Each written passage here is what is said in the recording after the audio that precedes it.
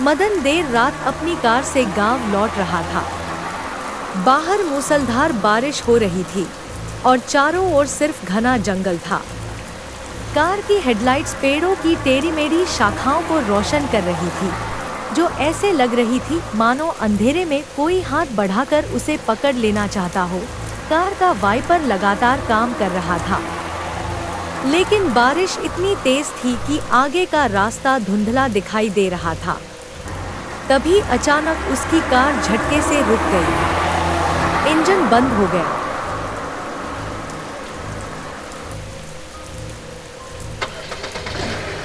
मदन बार बार car start करने की कोशिश की, मगर इंजन ने कोई जवाब नहीं दिया। बाहर सिर्फ बारिश की आवाज और हवा की ध्वनि थी। कुछ देर बाद बारिश रुक गई। मदन कार से बाहर निकल आया और उसने दोस्त को कॉल लगाया। कुछ देर बाद उसने सोचा कि अब कोई भी व्यक्ति हमें आने वाले नहीं है।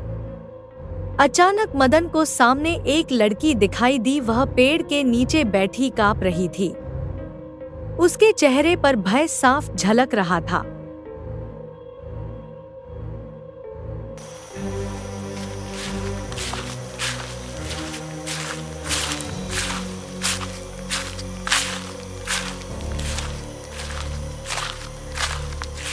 मदन ने रुककर पूछा, तुम यहाँ इस सुनसान जंगल में अकेली क्या कर रही हो? पर उस लड़की ने कोई जवाब नहीं दिया। बस उसकी आंखें डरी हुई सी चारों ओर घूम रही थी। मदन और घबराया। उसने धीमी आवाज में पूछा, तुम अकेली हो? तुम्हारे साथ कोई नहीं है?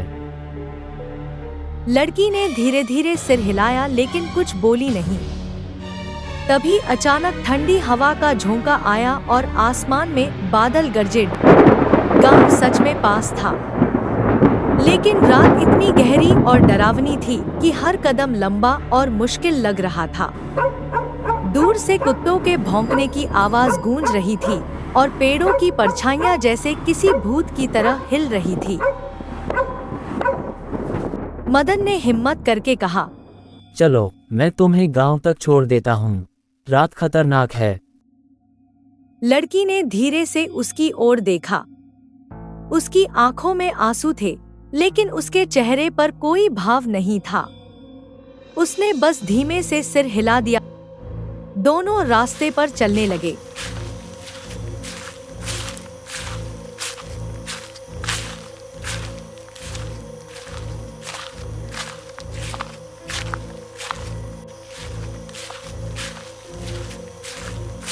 चारों ओर सन्नाटा था।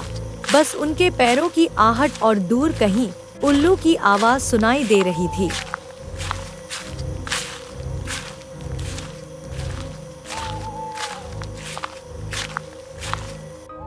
लेकिन चलते चलते मदन को अजीब लगा।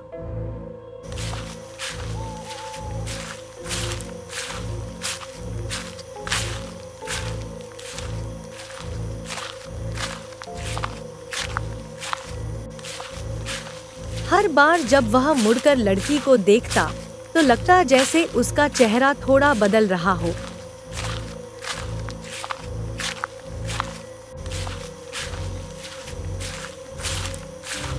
कभी बूढ़ी औरत जैसा, कभी किसी और का चेहरा।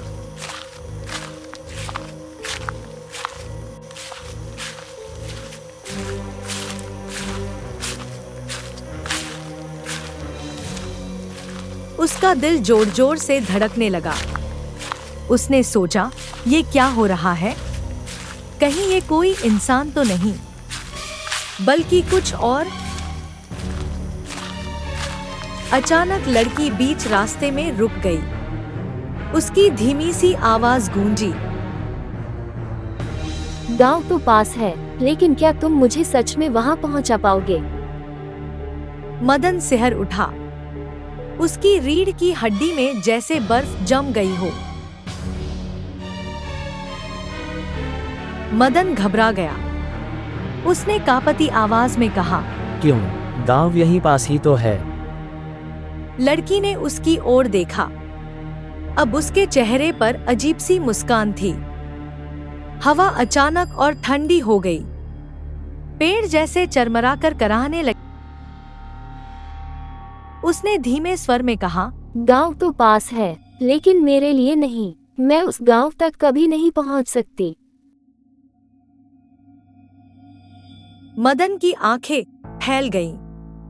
उसने कदम पीछे हटाए, लेकिन उसके पांव जैसे जमीन से चिपक गए हों। अचानक लड़की की आवाज बदल गई, गहरी, कराहती हुई। बरसों पहले इसी रास्ते पर मेरी हत्या हुई थी। मुझे मेरे ही अपनों ने धोखा दिया। मेरी आत्मा आज भी रास्तों में भटक रही है। कोई मुझे गांव तक पहुंचा नहीं पाता। मदन कांप गया। उसके गले से आवाज ही नहीं निकल रही।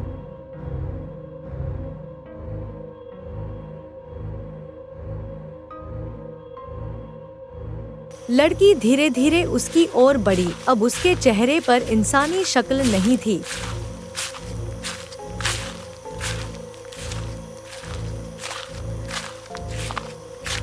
आंखें काली, चेहरा पीला और मुंह से लहू टपकता हुआ।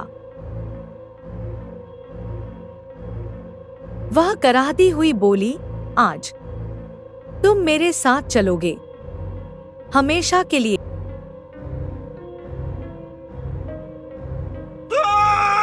लड़का चीख पड़ा और दौड़ने लगा, लेकिन अंधेरे रास्ते अंतहीन लग रहे थे।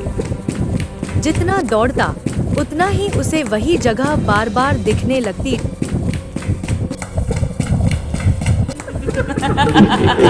पीछे से लड़की की डरावनी हंसी गूंज रही थी। भागो, जितना भाग सकते हो गांव कभी नहीं पहुंच पाओगे।